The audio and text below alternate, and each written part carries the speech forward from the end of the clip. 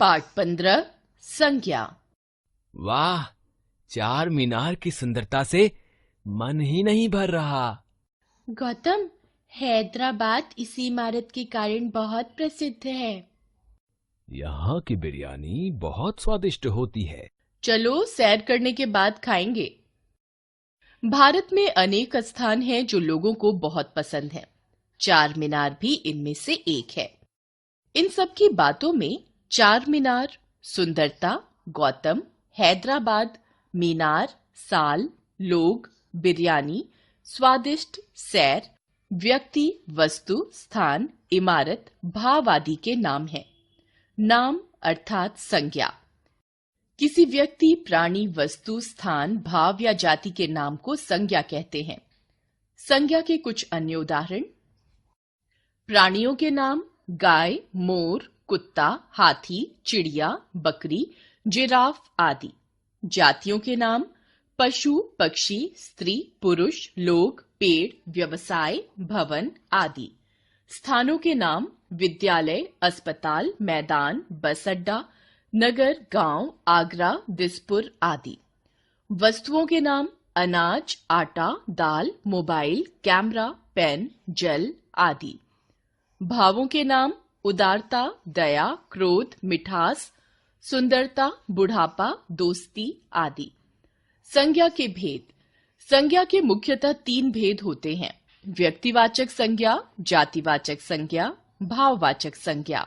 व्यक्तिवाचक संज्ञा: जिन संज्ञा शब्दों से किसी व्यक्ति, वस्तु, स्थान के नाम का पता चलता है, उन्हें व्यक्तिवाचक संज्ञा कहते हैं। जैसे अमृतसर का स्वर्ण मंदिर एक पवित्र स्थान है। नंदन बच्चों की प्रिय पत्रिका है। विराट कोहली एक अंतर्राष्ट्रीय क्रिकेट खिलाड़ी है। बच्चे जवाहरलाल नेहरू को चाचा कहकर बुलाते थे। ऊपर के वाक्यों के रंगीन शब्द विशिष्ट व्यक्ति, स्थान व वस्तु के नाम हैं, अतः ये व्यक्तिवाचक संज्ञाएं हैं।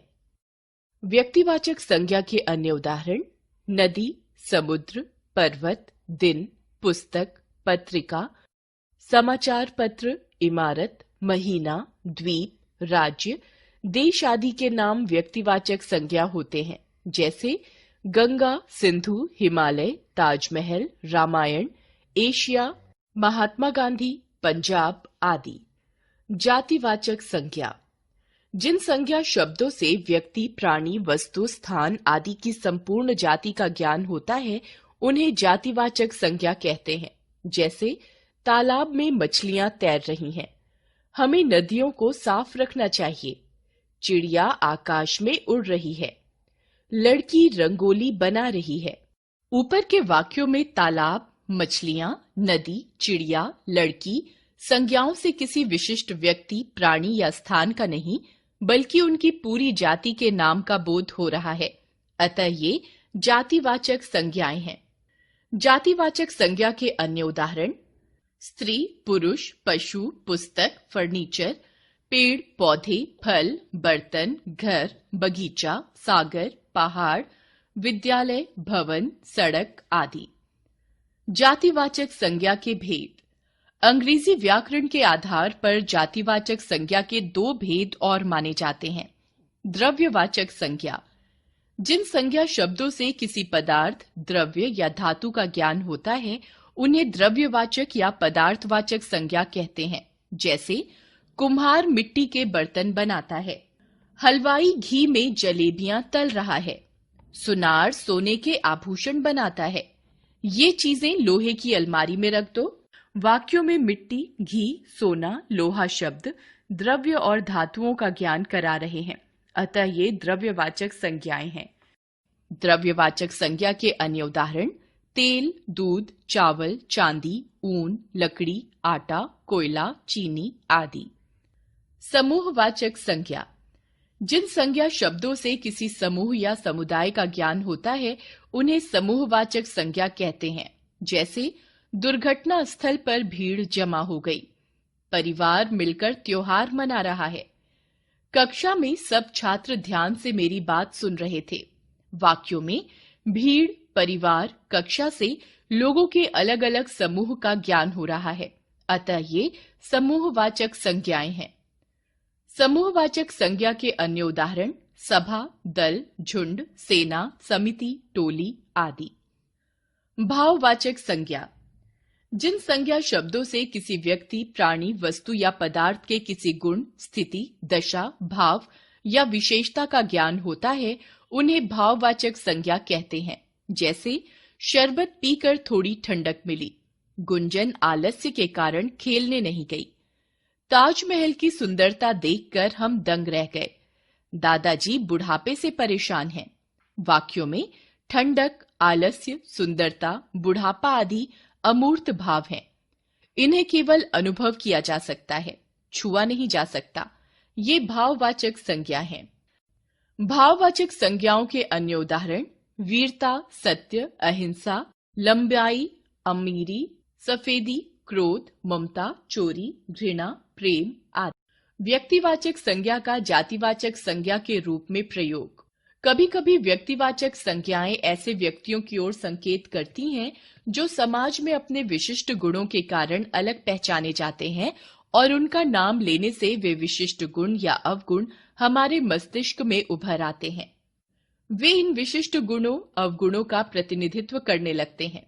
जैसे हरीशचंद्र सत्यवादी, जयचंद विश्वासघाती, विभीषण घर का भेदी, एकलव्य गुरु भक्ति, सीता सावित्री पतिव्रता आदि का।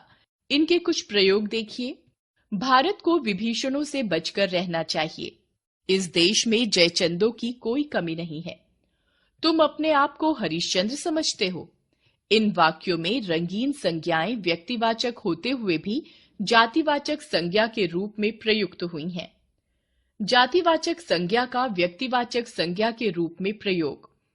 कभी कभी जातिवाचक संज्ञाएं रूढ़ हो जाती हैं और किसी व्यक्ति या स्थान विशेष के अर्थ में प्रयुक्त होने लगती हैं। जैसे नेताजी ने कहा, तुम मुझे खून दो, मैं तुम्हें आजादी दूंगा। सुभाष चंद्र बोस। हजारों की संख्या में लोग रथ यात्रा देखने पुरी जाते हैं। जगन्नाथपुरी। पंडित जी भारत के पहले प्रधानमंत्री थे। पंडित जवाहरलाल नेहरू।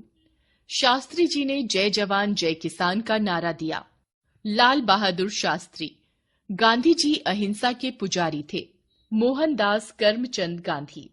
भाववाचक संज्ञाओं का जातिवाचक संज्ञा के रूप में प्रयोग। भाववाचक संज्ञाएं जब बहुवचन में प्रयोग की जाती हैं तो जातिवाचक संज्ञा बन जाती हैं। जैसे आगे बढ़ो और ऊंचाइयों को छू लो, बुराइयों से दूर रहो, देशों के बीच दूरियां कम होती जा रही हैं। यहाँ ऊंचाइयों, बुराइयों और दूरियों शब्द का प्रयोग जातिवाचक संज्ञा के रूप में हो रहा है। भाववाचक संज्ञाओं की रचना। कुछ शब्द मूल रूप में भाववाचक संज्ञा होते हैं, जैसे घृणा, प्रेम, क्रोध, दया आदि, किंतु अधिकांश भाववाचक संज्ञाएं जातिवाचक संज्ञा, सर्वनाम, क्रिया तथा अव्यय शब्दों में प्रत्यय जोड़कर बनाई जाती हैं। जैसे जातिवाचक संज्ञाओं से भाववाचक संज्ञा बनाना। जातिवाचक, भाववाचक संज्ञा। जाति, जातीयता, अतिथि, आतिथ्य, प्रभु, प्रभुता, स्त्री, स्त्रीत्व, अमर, अमरत्व, शिशु, शैशव, ईश्वर, ऐश्वर्य या ईश्वरत्व, विद्वान, विद्वत्ता, जंगल, जंगलीपन, गुरु, गुरुता, गुरुत्व, स्वामी, स्वामित्व, तरुण, तरुणाई, माता, मातृत्व, युवक, यौवन, इंसान, इंसानियत, बंधु, बंधुत्व, देव, देवत्व, कुमार, कौमार्य। सर्वनाम से भाववाचक संज्ञा बनाना। सर्वनाम, भाववाचक संज्ञा। निज, निजता या निजत्व, आप, आपा, अहम, अहंकार, अपना, अपनत्व या अपनापन, स्व, स्वत्व, मम, ममत्व या ममता, सर्व, सर्वस्व। विशेषण से भाववाचक संज्ञा बनाना। कुशल, कुशलता, चतुर, चातुर्य या चतुराई, उचित, औचित्य, हरा, हरियाली, दयालु, दया, छोटा, छुटपन, गंदा, गंदगी, खट्टा, खटास, विषम, वैषम्य या विषमता, मुक्त, मुक्ति, चिकना, चिकनाहट, मधुर, मधुरता या माधुर्य, स्वस्थ, स्वास्थ्य, ठंडा, ठंडक, काला, कालिमा, अरुण, अरुणिमा, स्वतंत्र, स्वतंत्रता, तैयार, तैयारी, सम, साम्य या समता, शांत, शांति, संतुष्ट, संतोष या संतुष्टि, धीर, धैर्य या धीरता, राष्ट्र, राष्ट्रीयता, गंभीर, गंभीरता, आवश्यक, आवश्यकता, शांत, शांति। क्रिया से भाववाचक संज्ञा बनाना। क्रिया भाववाचक।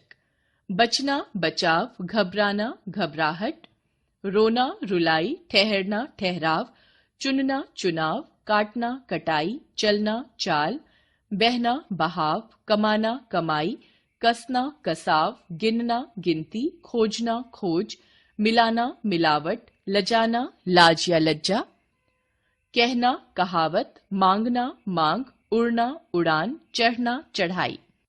अव्यय से भाववाचक संज्ञा बनाना। अव्यय भाववाचक संज्ञा। वाह, वाहवाही, समीप, सामीप्य या समीपता, धिक, धिक्कार, निकट, निकटता, मना, मनाही, शीघ्र, शीघ्रता। याद रखें, किसी व्यक्ति, प्राणी, वस्तु, स्थान या भाव के नाम को संज्ञा कहते हैं। संज्ञा के 3 भेद हैं: व्यक्तिवाचक, जातिवाचक और भाववाचक। जातिवाचक संज्ञा के 2 भेद हैं: द्रव्यवाचक और समूहवाचक। बहुवचन में प्रयोग होने पर भाववाचक संज्ञा जातिवाचक संज्ञा बन जाती है। कई बार जातिवाचक संज्ञा का व्यक्तिवाचक संज्ञा के रूप में और व्यक्तिवाचक संज्ञा का जातिवाचक संज्ञा के रूप में प्रयोग होता है। कुछ शब्द मूल रूप में भाववाचक संज्ञा होते हैं और कुछ भाववाचक संज्ञाएं दूसरे शब्दों में प्रत्यय लगाकर बनाई जाती हैं।